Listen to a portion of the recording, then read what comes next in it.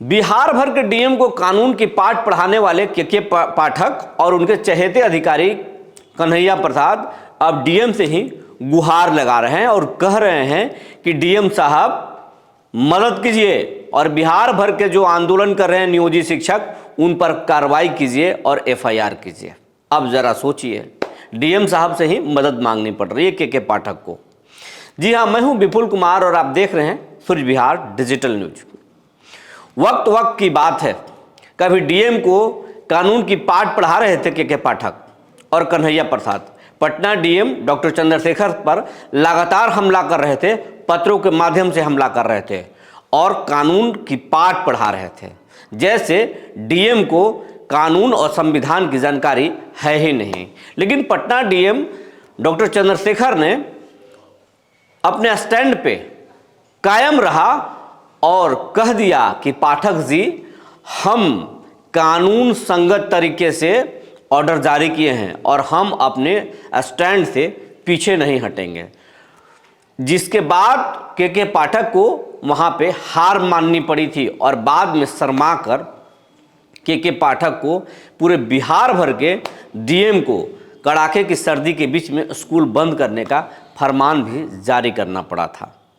लेकिन उस घटना से पूरे बिहार भर के डीएम में एक यूनिटी बनी थी और के पाठक के खिलाफ बिहार भर के डीएम खुलकर नहीं बोल रहे थे, लेकिन मन ही मन के पाठक के खिलाफ बगावत पर उतर आए थे और बिहार भर के डीएम के पाठक से मनमुटाव कर लिए थे और वक्त का डीएम को इंतजार था। अभी नियोजित शिक्षक के खिलाफ में के पाठक ने एक पत्र जारी किया है और ये पत्र बम जैसा फटा है और पत्र ये है कि नियोजित शिक्षकों को अपनी सेवा में बने रहने के लिए सक्षमता परीक्षा देना होगा और सक्षमता परीक्षा राजकर्मी बनाने के लिए दिया जा रहा है। लेकिन उसमें जो शर्त लगाया गया है और शर्त ये लगाया गया है कि अगर आप सक्षमता परीक्षा नहीं देंगे तब भी आपकी नौकरी जाएगी और सक्षमता परीक्षा में लगातार 3 अटेम्प्ट दिए जाएंगे और उसमें अगर आप फेल कर जाएंगे तो आपकी नौकरी समाप्त कर दी जाएगी। और ये पत्र जारी होने के बाद से नियोजित शिक्षकों में आक्रोश भड़क गया है और भड़के भी क्यों नहीं, जब रोजी रोटी और पेट पर बात आती है तो फिर शिक्षक क्या करेंगे। उनके सामने बचने का कोई उपाय नहीं है।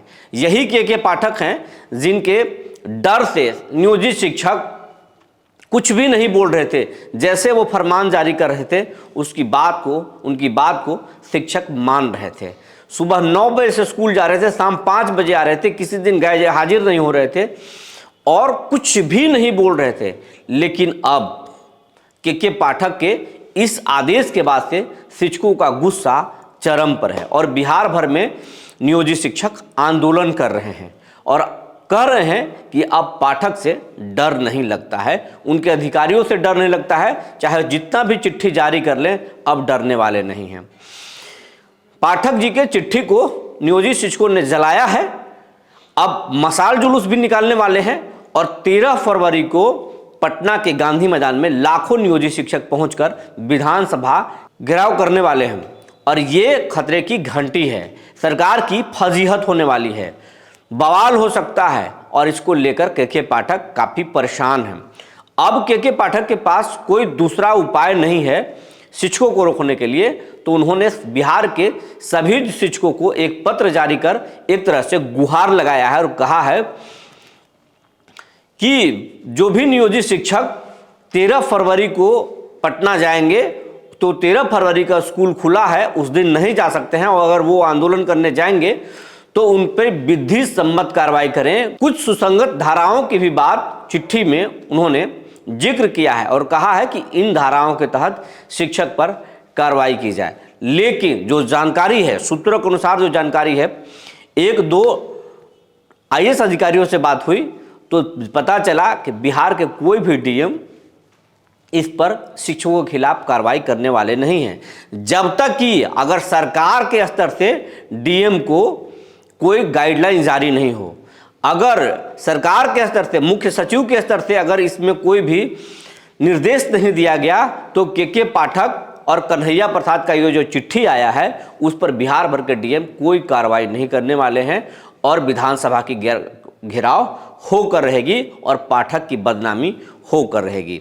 पाठक को फजीहत होने से कोई नहीं बचा सकता है, क्योंकि बिहार भर के डीएम अब आंदोलन के मूड में आ गए हैं, आर पार के मूड में आ गए हैं। तो पाठक जी के पास अब बचने के लिए और अपनी फजीहत को कम कराने के लिए डीएम के सामने घिघियाना पड़ रहा है, उनसे गुहार लगाना पड़ रहा है कि डीएम साहब शिक्षकों पर कार्रवाई कीजिए ताकि पटना में शिक्षकों की भीड़ नहीं हो सके। लेकिन ऐसा नहीं है, बिहार भर के डीएम शिक्षकों पर कोई कार्रवाई नहीं करने जा रहे हैं, क्योंकि पाठक को सिखाना है कि पाठक जी डीएम क्या होता है और डीएम के पास क्या अधिकार है। आखिर घूम फिर कर आपको डीएम के पास ही आना पड़ा। लेकिन उस समय ठंडे के दिनों में आप कानून की पाठ पढ़ा रहे थे और बता रहे थे कि स्कूलों में छुट्टी नहीं करना है। अगर धारा 144 लगा रहे हैं तो मॉल पर लगाइए, मार्ट पे लगाइए, बड़े बड़े दुकानों पर लगाइए, सिनेमा हॉल में लगाइए। ये कानून की पाठ आप पढ़ा रहे थे। लेकिन अगर इतनी ही आपको जानकारी है और आप सक्षम अधिकारी हैं तो भीड़ को आप रोक लीजिए। आपके शिक्षक हैं, आपका विभाग है, आपके खिलाफ आंदोलन हो रहा है, आप रोक लीजिए। फिर डीएम इसमें कहाँ आएंगे? आप खुद चाहते हैं पाठक जी कि आपके विभाग में कोई डीएम या कोई भी विभाग के अधिकारी दखल अंदाजी ना करे, तो फिर आप डीएम आपके विभाग में दखल नहीं देंगे, आप अपने शिक्षकों से निपट लीजिए।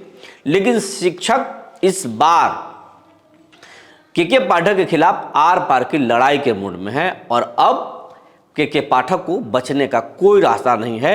अगर बचा सकते हैं तो डीएम ही बचा सकते हैं। लेकिन आने वाला वक्त बताएगा कि के पाठक को डीएम मदद करते हैं या फिर शिक्षकों का साथ देते हैं। जो जानकारी निकल कर आई थी हमने आपको बता दिया। तब तक के लिए धन्यवाद।